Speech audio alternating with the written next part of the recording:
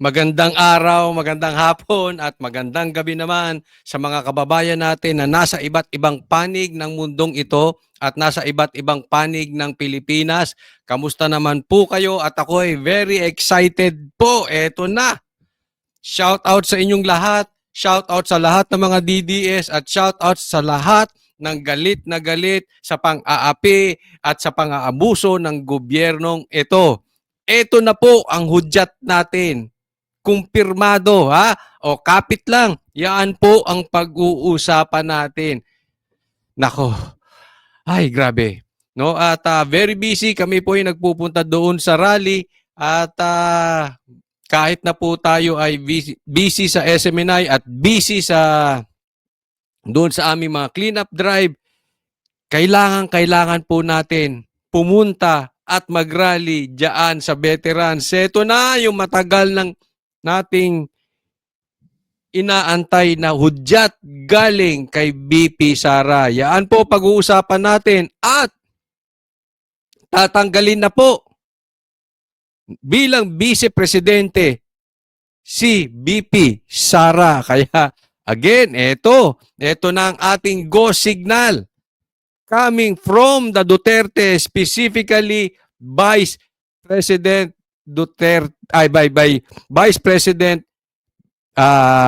Inday Sara. At ito na, balitaan natin, may bulong-bulong, mamaya pag-uusapan natin. Yung kabilang panig, lalabanan ang rally ng mga Duterte. So hindi na po natin pagtatagalin. Dediretso na po tayo agad sa topic dahil kay Coach Oli, ang bida ay ang balita. Pero bago tayo magsimula, huwag nyo pong kakalimutan, ha? Like nyo po itong video na ito. And sa mga hindi ko pa po subscriber, subscribe po kayo nang sa ganun, lagi nyo pong makikita ang aking mga nilalabas na video. At syempre, maging updated po tayo sa current events, sa mga balita na nangyayari. Eto na po, simula na. Eto na po, huwag nyo pong kakalimutan na i-like po itong video na ito. Pakinggan mabuti ang instruction ni VP Sara kasi dito ay meron na siya talagang hudyat na dapat nating gawing mga Pilipino. Eto na. Sa akin at nagpapasalamat po ako sa pagprotekta nyo. Unang-una po kay Yusek Zulaika Lopez at sa lahat po ng mga personnel ng Office of the Vice President. Lalong-lalo na po bukas dahil meron na naman pong hearing doon sa House of Representatives na ang Committee on Good Governance. Committee on Good Governance, mali ka dyan. Ako, BP Sara. Committee on Silipan yan eh. Committee on Harassment ata yan, BP Sara, pagka parang nagkakamali kayo. But anyway, bantayan natin kasi maghihiring at sigurado haharasin nila. Mamaya, meron akong isasabihin sa inyo, meron akong nababalitaan, bulong-bulong. Yung lalabanan nila ang rally dyan sa veterans. Nagpapasalamat din po ang pamilya ni Yusek Laika Lopez, lalong-lalo na ang kanyang ina na si Nina Tanglao, sa inyong tulong sa kanyang anak, sa inyong pagbabantay sa kanya. Alam po natin, malaki po yung trauma na pinagdadaanan niya ngayon. Minsan po nakakahawa dahil po sa harassment and threat to her life. Alam nyo po masakit ito kasi ikaw wala kang kaso tapos ikukulong ka. Inosente ka tapos ikukulong ka. Gusto siyang ilipat sa Women's Correctional. Gaano kasakit po yan? Talaga pong hindi po naiintindihan na iba. Sinasabi, maarte-arte lang yan. Loko-loko, anong umaarte? Sa inyong mangyari, wala kang ginawa. Tapos bigla kang kakasuhan. Or, buti nga kung kakasuhan, walang kaso, bigla ka ikukulong. Arte? Baka maglupasay kayo dyan. That is unfair. Yan ay pang-aabuso sa kapangyarihan. Alam ko po, busy po kayo lahat. Lahat kayo kailangan maghanap buhay Yes dahil po, mahirap ma'am. ang buhay ngayon. Opo, tama po. Pero nandyan kayo para magpakita at magbigay ng suporta sa akin at sa opisina ng Vice President. Ay, wala pong problema. Ako po, kahapon galing ako diyan sa veterans at magpapalitan po kami mga banateros at mga taga-SMNI na mga banateros ay pupunta diyan. Kung saan ang leading ni BP Sara, andiyan po kami. Gusto ko lang ipaalala sa ating mga kababayan na ayaw natin ng kaguluhan. Na tayo ay may karapatan sa peaceful assembly 'Yon. at tayo ay may karapatan na magsalita kung ano yung nararamdaman natin at gusto nating makita mula sa ating gobyerno. Yun, maliwanag yan Hindi lang dinerecho na, oy, mag-rally na kayo dyan sa veterans, oy, mag-rally kayo sa EDSA, oy, mag-rally kayo dyan sa House. Pero ito, tayo po, sinasabi niya ay may karapatan sa peaceful assembly. Gawin lang natin mapayapa ito, okay? Pero ito po ay hudyat na. Hindi po nagsasalita si BP Sara. Yung huling Zoom namin, nakasama namin siya, nung galit na galit siya dahil ayaw papasukin ng ambulance, sinasabi niya na wala sa kalsada ang problema, nasa Malacanang. Pero ngayon, iba na. Peaceful assembly. Hudyat na po ito. This is, if not now, kailan pa? Ito na yon. Huwag na po nating palagpasin. Ito ay hindi po pananawagan ng rebelyon. Ito po ay karapatan ng bawat Pilipino. Peaceful assembly. So tayo po ay magkikita-kita, magpalitan tayo diyan sa veterans. Nananawagan po tayo. Nililinaw lang po natin ang sinabi ni BP Sara. Ito po ay go signal na. Ako'y naniniwala dapat na tayong pumunta dahil ito nga ay hudyat. Pero meron tayong nababalitaan. Ito masakit.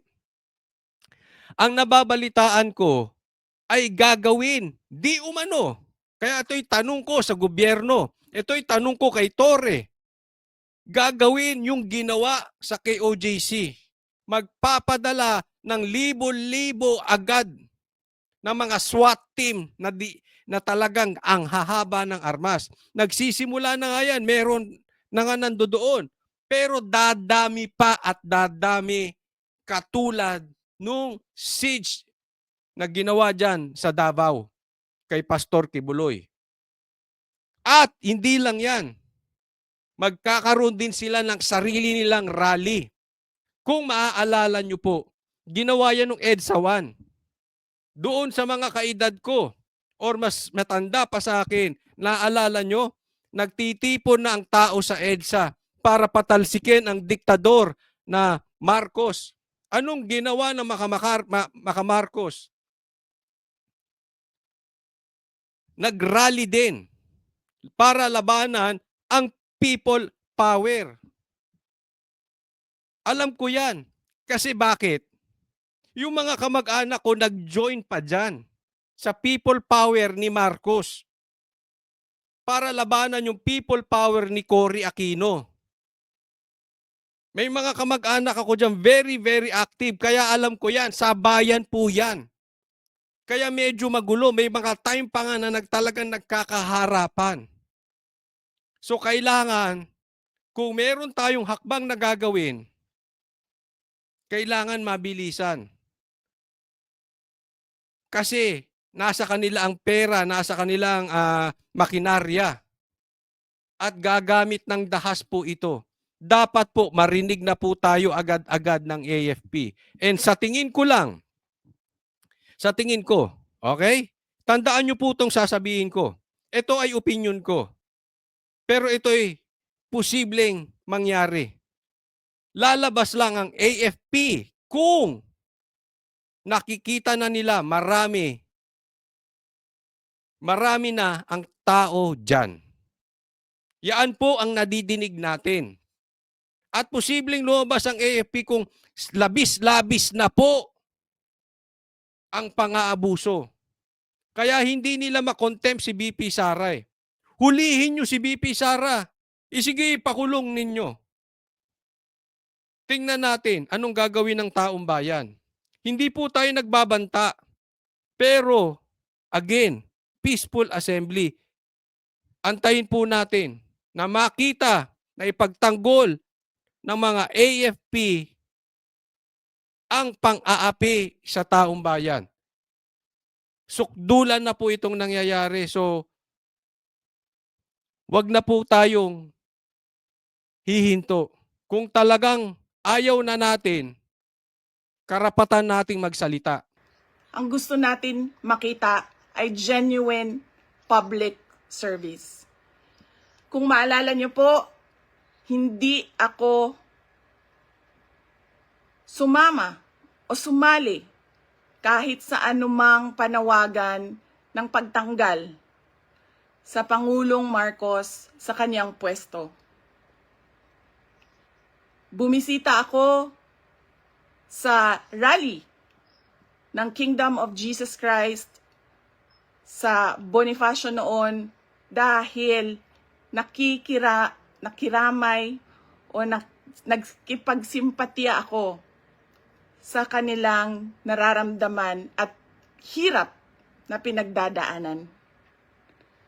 Ang Salamat lagi po. kong panawagan sa taong bayan ay hingin, idemanda sa gobyerno na ibigay nila ang serbisyo na karapat-dapat para sa mga Pilipino. Serbisyo na karapat dapat sa Pilipino, number 1. Simulan na natin sa mga campaign promises. Dapat po, pag ang politiko ay nag-promise na magbibigay ng 20 pesos per kilo na bigas. Budol yun, Sara, BP Sara, pasensya na po. Budol yun. Di na mangyayari ang 20 pesos. Nako, Dapat ay tinutupad yon. Dahil binoto ka ng mga tao base sa mga sinabi mo. Base sa mga kampanya mo.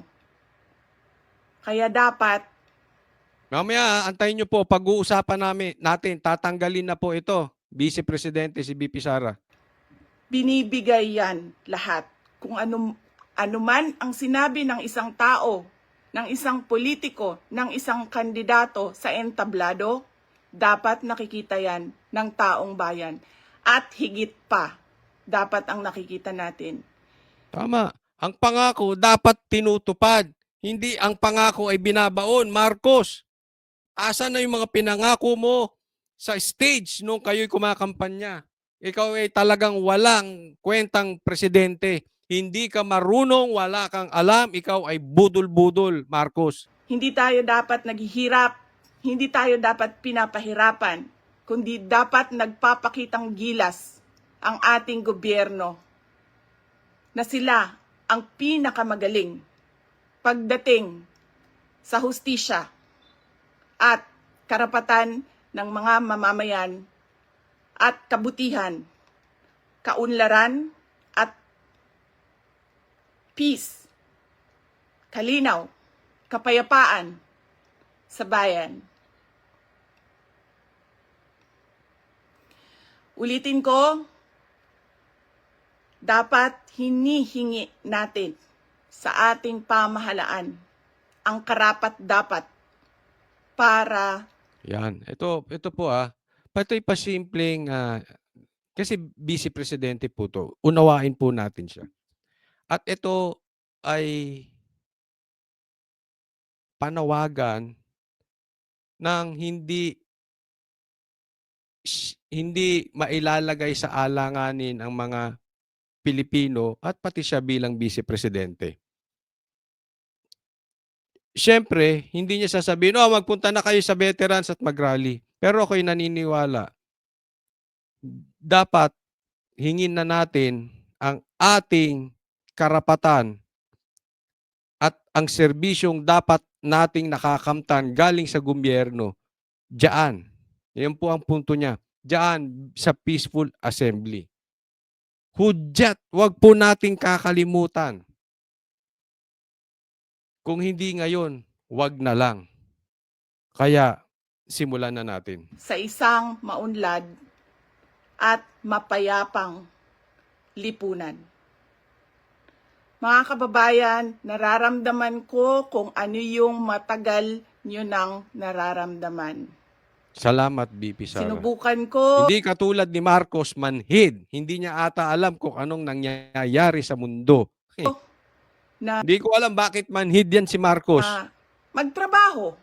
Magtrabaho ng maayos sa Department of Education dahil yun naman ang aking pangako sa inyo.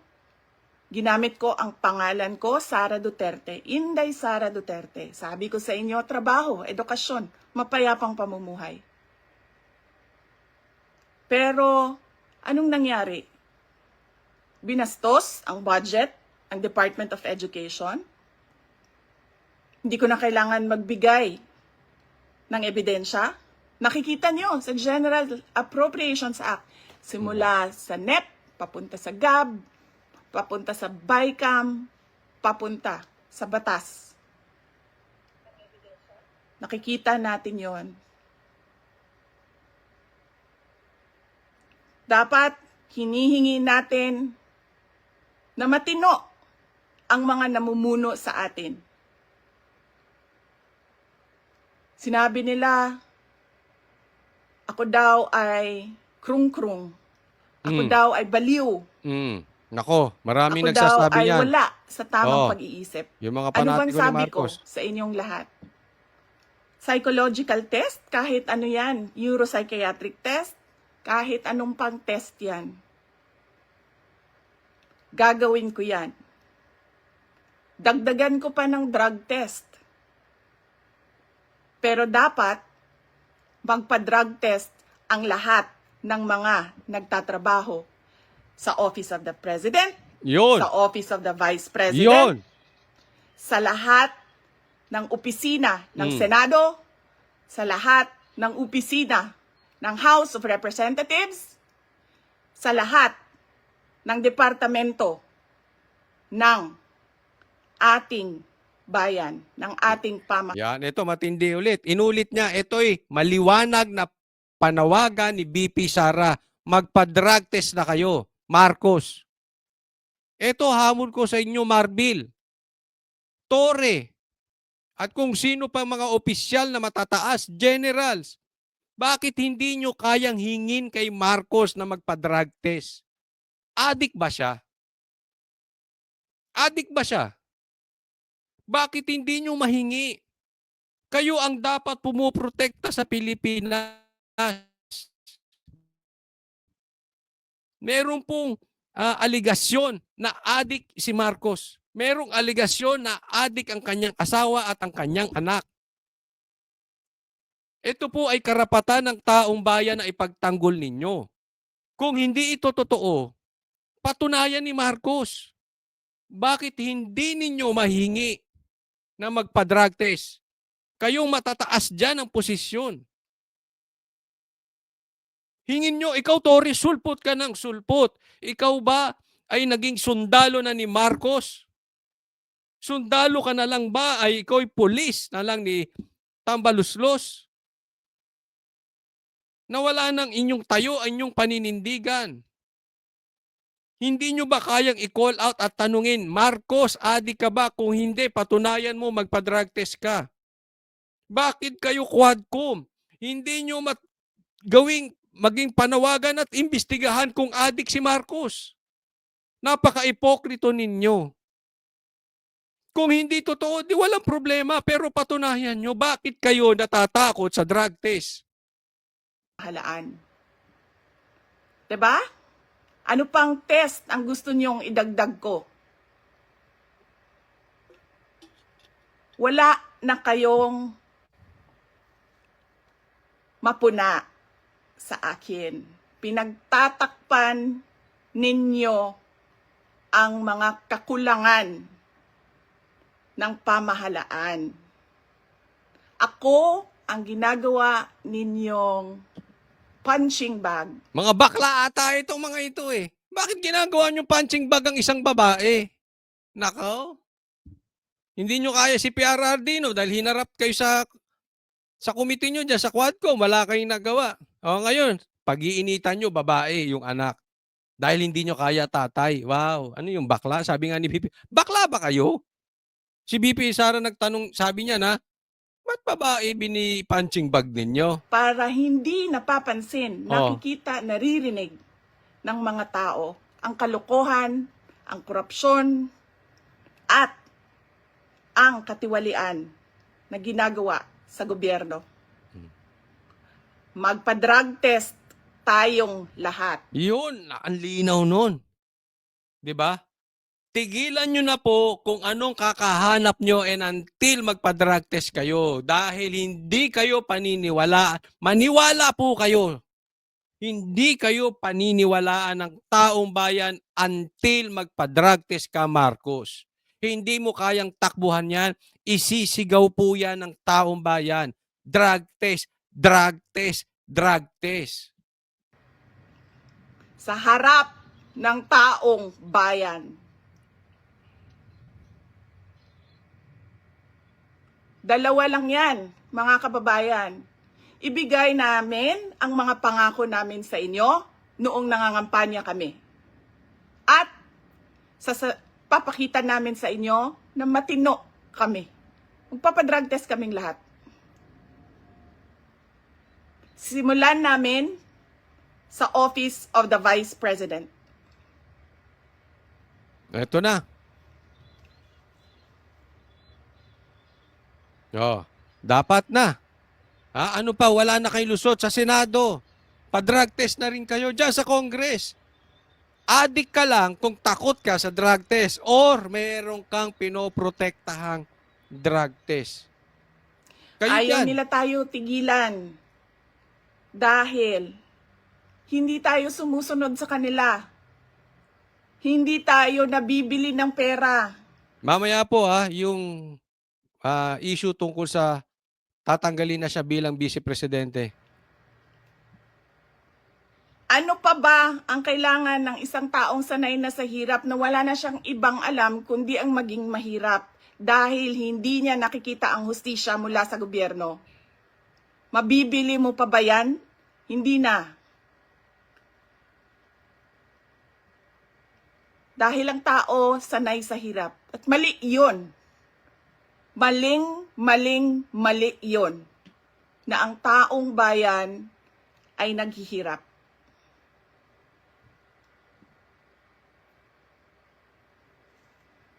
Mga kababayan, Ito na.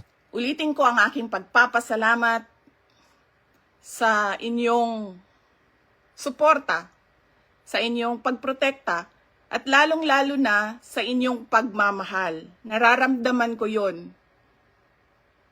Mahal ko kayong lahat. Kailangan ka namin, BP Mahal Sara. ko itong bayan natin. Wala na po tayong ibang bayan.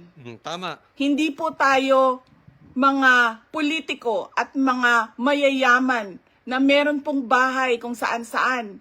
Sa Australia, sa Singapore, Nako, sa sino yan? Amerika, Nako. sa Spain, sa Oh. Europe, kung saan-saan ang mga bahay nila. Daming bahay Kurap ata yung meron Napakadali yan. sa kanila na talikuran ang bayan. Pero tayo, saan tayo pupunta? Sa mga probinsya lang natin. Sa Samar, sa Leyte, sa Cebu, sa Bohol, sa Siquijor, sa Negros Oriental, sa Negros Occidental, sa Panay Island, sa Mindanao, sa Luzon. Doon lang tayo makakapunta, makakauwi kung magulo ang bayan. Pero ang mga mayayaman at mga politiko, iiwanan lang tayo. Kaya mga kababayan, paniguraduhin nyo na hinihingi ninyo sa gobyerno. Yan, ilang ulit niya na sinabi yan. Kaya mga kababayan, paniguraduhin ninyo na hinihingi ninyo. gobyerno kung ano yung karapat-dapat para sa ating lahat. Ilang ulit na po yan, nandiyan sinasabi, tatandaan po natin.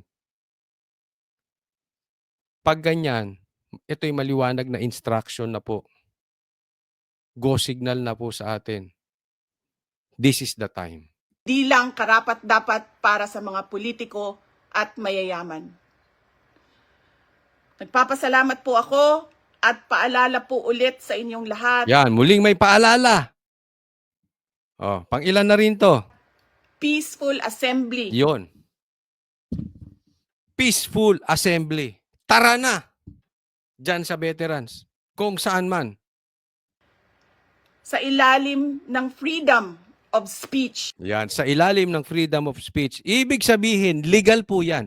Hindi tayo nananawagan ng rebelyon. Ito po ay legal. Karapatan nating manawagan na yung ano ang nararapat sa atin na ibigay ng gobyerno. Hindi pang-aabuso ang kailangan namin sa inyo. Hindi pangurakot, hindi yan.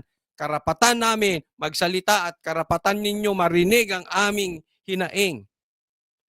Freedom of speech, peaceful assembly. Tara na. Ang ating hangad. Para naman doon sa mga kababayan natin na nasa malayong lugar, nasa ibang panig ng Pilipinas na hindi pwedeng makapunta rito araw-araw sa veterans or doon sa mga ibang kababayan natin sa ibang panig ng mundong ito, nasa ibang bansa, makakatulong po kayo. Ikalat po ninyo sa social media.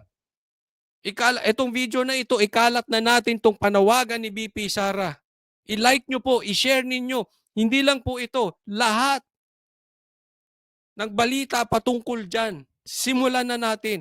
Tulong-tulong po tayo. Kung anong kakayanan mo, malayo ka man, malapit ka, kung makakapunta ka, pumunta ka. Kung hindi ka makakapunta, tulungan nyo kami sa social media. Magtulong-tulong po tayo lahat. Maraming salamat po. Magandang gabi sa inyong lahat. Maraming salamat. Ito, ibalita ko sa inyo yung pagpapatanggal kay BP Sara. President Sara Duterte sa pwesto matapos sa mga umano'y pagbabanta niya kay Pangulong Marcos. Pwede rin daw madisbar ang bise dahil sa inasal nito. Nasa frontline ng balitang yan, si Carrie Cator. Planchado na raw ang impeachment complaint na ihahain Yung planchado na raw ang impeachment complaint kay BP Sara. Sige, ihain nyo yung impeachment. Naghahanda na po ang taong bayan. Hindi po namin iiwanan si BP Sara. Ipagtatanggol siya ng Pilipinas. Definitely mahal ng tao ang Duterte. Kahit nga yung dating galit sa mga Duterte, ngayon mahal na ang Duterte.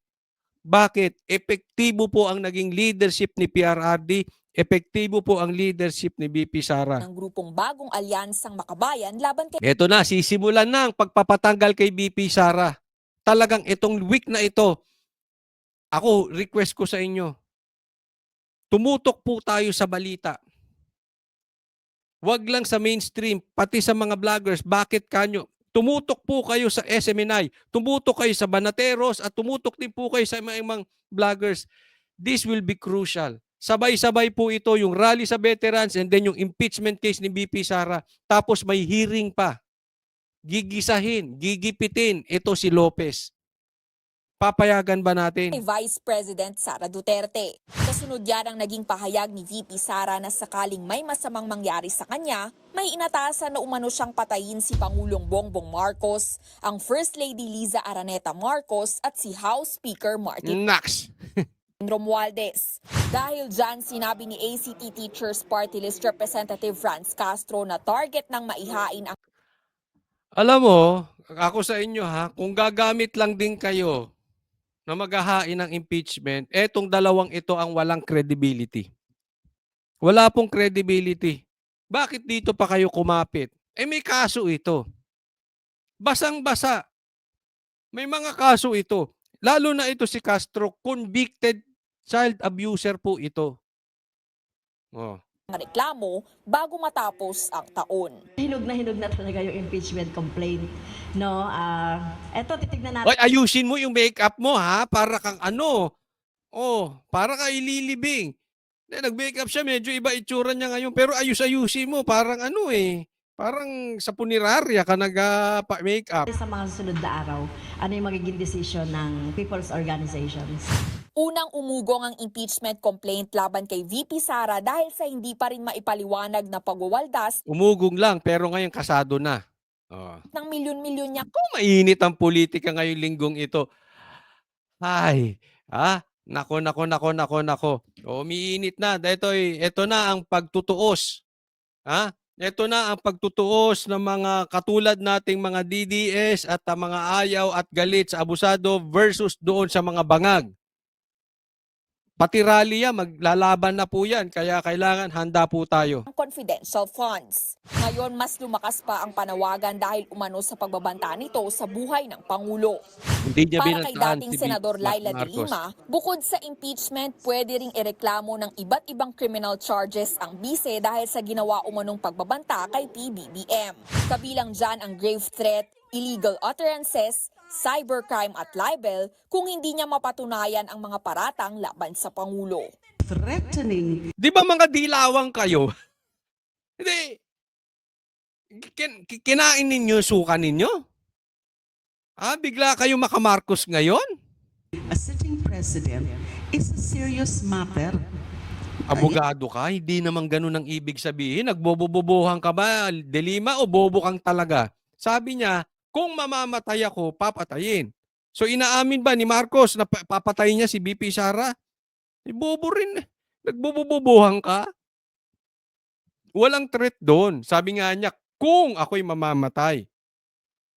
Ibig sabihin, pinapatay siya ni Marcos. So inaamin mo, De Lima, parang nagbago ka ng tono ngayon ha? Maka-Marcos na lahat kayo? Hindi lang yan grave threat. Pero kung may anbawa design to be able to, kung may criminal design na mag-incite ng sedisyon, ay pwede rin inciting to sedition. Ang pinakamalala, posibleng makasuhan pa raw si VP Sara ng attempted murder. Ayon sa dating presidente ng Integrated Bar of the Philippines na si Egon Cayosa, pwede ring mapadisbar si VP Sara. Kung naagrabyado ka, feeling mo may pag-attempt o mayroong gustong patayin ka o due process of law, kasuhan mo. Hindi nung mangontrata ka ng papatay.